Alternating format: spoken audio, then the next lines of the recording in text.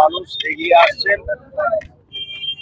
ভারতবর্ষে হিন্দুদের বাঁচতে গেলে, পৃথিবীদের হিন্দুদের বাঁচতে গেলে ভারতীয় জনতা পার্টির মেম্বার হতে হলে নিশ্চিতভাবে একটা মানসিক বল, মানসিক সাপোর্ট পাওয়া যাচ্ছে। বিশেষ করে আজকে পশ্চিমবাংলা পাশেই পূর্ব বাংলাতে যে অবস্থা চলছে, হিন্দু নিধন হচ্ছে, সেখানকার জন্যে ভারতীয় জনতা পার্টি যখন যেভাবে লড়াই দিচ্ছে, কালকেই আমরা পেট্রাপোল বর্ডারে যাব।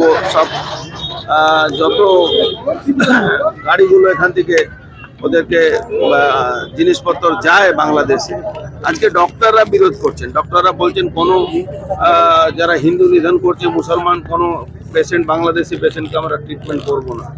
সেখানে আমাদের একটা কর্তব্য আছে, তাই জন্য আমরাও কালকে যাব।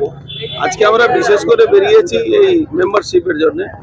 মানুষ নিজে নিজে মোবাইল নিয়ে আমাদের সঙ্গে যোগাযোগ করছেন, তারা মেম্বারশিপ নেওয়ার জন্য। বঙ্গের সনাতনী কি বার্তা দেবেন? বঙ্গের সনাতনী কি বার্তা দেবেন মেম্বারশিপের ক্ষেত্রে?